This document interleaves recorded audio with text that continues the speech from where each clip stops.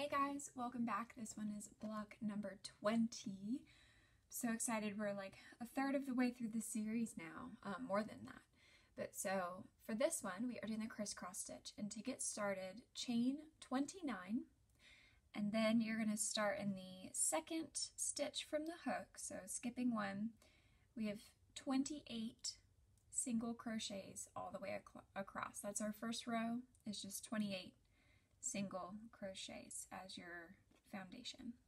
So flip that around for row 2 and for the rest of the block. This one's nice and easy. You're going to chain 3.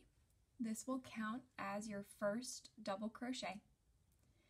And then you're going to skip a stitch, double crochet in the second. So yarn over,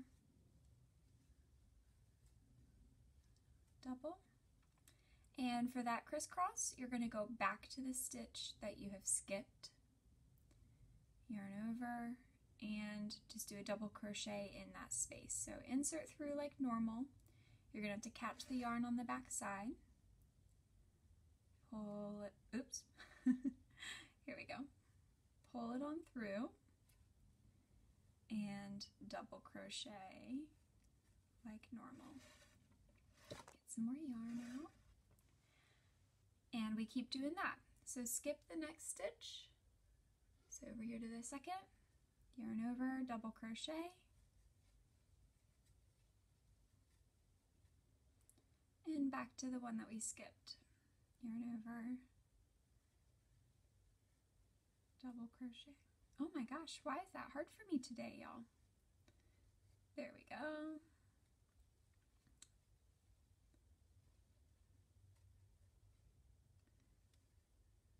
Skip, second. I'm determined to do this until I get it on the first try. Yarn over, insert where you skipped. There we go. And double crochet. So we have kind of a same technique that we did with the slant stitch, where you had to come back across and insert and catch that yarn on the back side. There we go, just like so. For this particular block, we started with a single crochet base just to have something easier to work into. You know, if you're doing this on a larger project, maybe this is going to be just an accent stitch that you'll use. In terms of our sampler series, we have this one measuring 28 stitches across, and it's going to be really lovely. Just a really cool textured block. So keep doing that all the way across until you get to the last space. I'll meet you here to double crochet in the last one and flip, and we'll do a little bit of that second row together as well. Alright, so we're at the end of the row. I have just one last little crisscross to go. So let's knock that one out.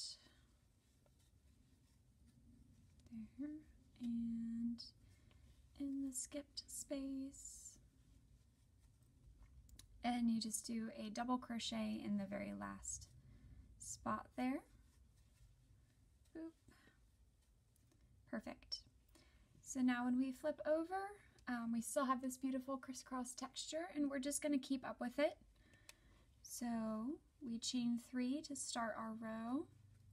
Counts as your first double crochet. Yarn over, skip the next stitch into the second, and crisscross back to it.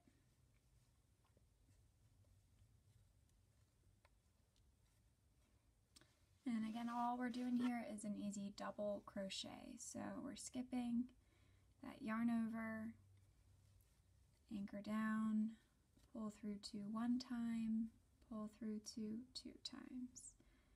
Back to our skipped space.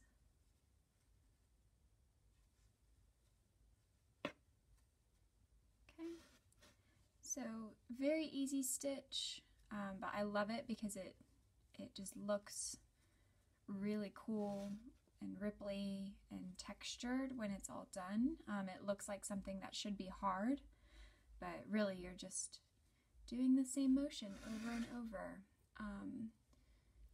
So yeah, once we get to the end of the block, I will meet up with you guys and we'll just get a chance to kind of check out what this looks like once we have a full square, and we'll get to see this really beautiful texture all finished up and lined up next to itself.